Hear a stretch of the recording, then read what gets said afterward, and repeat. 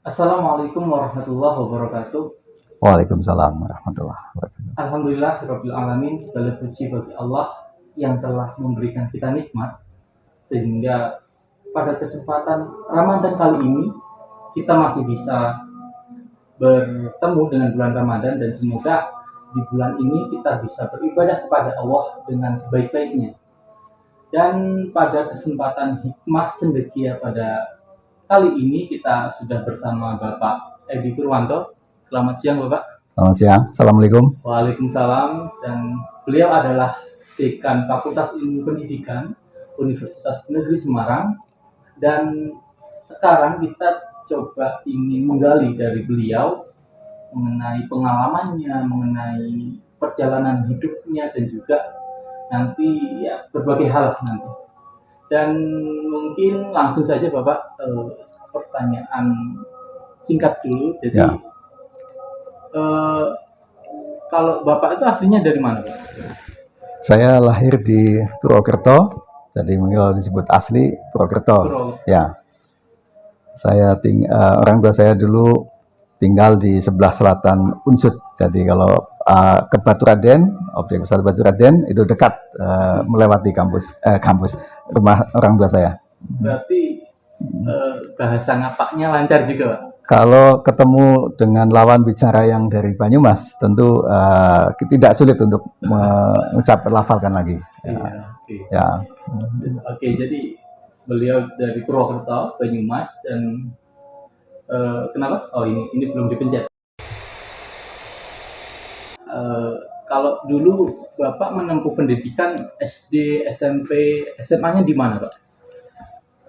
Jadi karena orang tua saya dulu ayah bekerja di kecamatan, beliau sering pindah-pindah tugasnya, sehingga sekolah SD saya saja bisa pindah sampai 4 sekolahan. Lalu SMP di Purwokerto, kelas 1, kelas 2, kelas 3 sudah pindah bapak tugas di Aji Barang. Jadi saya menamatkan SMP di Aji Barang. Kemudian lanjut ke SPG. Nah, waktu itu saya dibujui ya, dipersuasi oleh Mbak Yu saya yang nomor 1 itu. Beliau mengatakan begini, mungkin ini yang jadi bisa dicat petik pelajarannya. Kakak saya yang pertama itu memberitahu saya, tahun depan ayah akan pensiun. Ayah saya dulu camat di Haji Barang. Kakak saya mengatakan tahun depan akan pensiun. Lalu ya nanti sekolahnya ambil kejuruan saja, sehingga nanti lulus nanti bisa sambil kuliah sambil bekerja, karena adik-adiknya banyak yang masih butuhkan biaya. Nah kalau kejuruan di mana? SPG saja. Nah kebetulan kakak saya itu menikah dengan guru agama di SPG Muhammadiyah, sehingga saya belajar SLTA itu di SPG Muhammadiyah. Oh, di SPG Muhammadiyah. Ya, lalu seterusnya kuliah di IKIP. Itu pun mungkin kalau diceritakan panjang. Apakah perlu diceritakan? Mungkin nanti saja ya. Ya. IKIP Semarang. Ya, IKIP Semarang. Berarti alumni sini ya. Alumni sini. Jadi mungkin sambungannya begini. Ketika saya ngikuti kakak saya itu, oke, sekolahnya di SPG jadi guru. Ketika kelas 2 ada mata pelajaran psikologi, itu guru psikologi saya, pelajaran itu menurut saya sangat bagus ya, menarik. Oh ini bidang studi yang bagus ini. Saya sudah bertekad Palapa Gajah Mada itu. Pokoknya lulus SPG saya akan kuliah di Fakultas Psikologi Gajah Mada, ya, Fakultas Psikologi terbaik. Alhamdulillah lulus SPG, lulus terbaik. Saya sangat optimis bisa diterima di UGM itu. Ketika buka buku panduan, saya harus kecewa karena tidak bisa lulusan kejuruan itu masuk ke universitas. Wah ini mesti gara-gara kakak saya ini. Nah tapi apa boleh buat, karena saya sudah mengambil keputusan, akhirnya saya menerima keadaan itu. Kebetulan ada yang dulu kos di orang tua saya di Purwokerto itu kan dekat Unsud ya, jadi ada mahasiswa Unsud kuliah di Unsud, kos di ibu saya. Itu adiknya akan kuliah, lalu membawa buku panduan proyek Perintis 4 yang di situ adalah IKIP.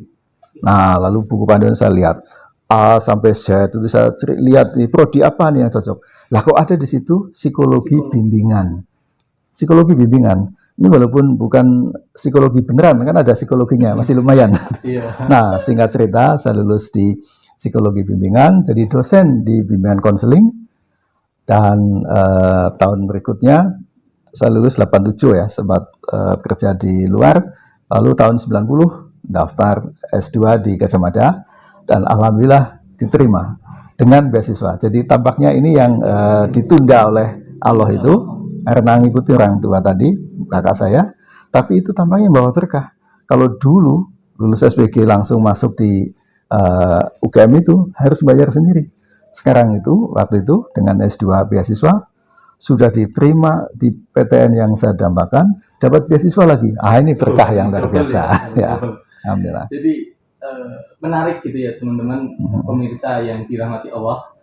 Ada cerita yang luar biasa dari Pak Edi Purwanto tadi mengenai pendidikan yang ditempuhnya. Tadi sempat dikatakan bahwa kepingin di UGM namun belum bisa, tapi setelah mengikuti keinginan orang tua kakaknya justru kedepannya mendapatkan lebih dari apa yang diinginkan gitu. Dan saya kira itu menjadi hal yang bisa kita ambil hikmahnya gitu. Lalu kemudian Bapak ini sudah memasuki bulan Ramadan gitu. Ya. Dan menurut Bapak itu apa sih makna bulan Ramadan bagi kita? Ya. Alhamdulillah Islam itu punya instrumen yang sangat bagus ya untuk pembelajaran manusia. Jadi ibadah yang dilakukan itu selalu punya nilai pembelajaran. Dan sesungguhnya puasa itu sangat banyak pelajaran yang bisa dihasilkan. Salah satu pelajaran yang penting adalah kita belajar menghayati bahwa Tuhan itu ada. Sekarang ini banyak orang yang percaya Tuhan tapi kayaknya percayanya setengah hati. Ini ada pada itu. Dan itu faktanya mudah didapatkan. Kalau misalnya Mas Aidrus seminggu nggak sholat, terus sakit, kemudian kejang-kejang, terus miskin, enggak kan? Jadi itu keberadaan Tuhan jadi mudah dinafikan. Nah, maka Ramadan ini yang sangat penting adalah menghayati bahwa Tuhan itu ada. Kita nggak berani minum walaupun nggak ada siapa-siapa karena kita yakin Tuhan itu ada dan selalu mengawasi kita. Nah, belajar ini kalau dihayati dengan betul, maka akan punya efek yang luar biasa. Orang akan jujur, akan bertanggung jawab karena yakin selalu diawasi oleh Tuhan. Lalu yang kedua, ini kaitan dengan mahasiswa mungkin ya. Salah satu kunci sukses bagi mahasiswa adalah motivasi. Motivasi itu artinya dia punya tujuan dan dia terus memperjuangkan tujuan itu tercapai, belum akan berhenti kalau tujuan belum tercapai. Yang sekarang misalnya lagi nulis skripsi ini. Ada keseringan kesulitan ya menghadapi mungkin cari dosen atau cari literatur. Tapi kalau motivasinya tinggi, dia akan terus berusaha melakukan itu sampai dia lulus. Nah, mahasiswa yang motivasinya rendah, begitu ketemu kesulitan, apa yang dilakukan? Dia menyerah, dia beralih ke aktivitas lain yang lebih menyenangkan. Nah, Ramadan ini latihan sangat bagus untuk mengasah motivasi. Yaitu apa? Dia lapar, dia tidak nyaman. Mau buka enggak? Saya nunggu sampai maghrib. Ini artinya apa? Melatih persisten, melatih ulet terus dia melakukan sampai tujuan tercapai. Nah, kalau ini dihayati dengan bagus, maka mahasiswa itu akan memperoleh poin yang sangat penting daripada Ramadan ini. Saya melihat begitu. Oke, luar biasa teman-teman pemirsa yang dirahmati Allah. Jadi kita bisa memaknai Ramadan ini lebih jauh, itu bukan sekedar ibadah, tapi juga kita bisa menjadikan Ramadan ini sebagai motivasi bagi kita untuk meningkatkan kapasitas diri, tentu selain kapasitas ibadah, tapi juga kapasitas yang lain gitu. Dan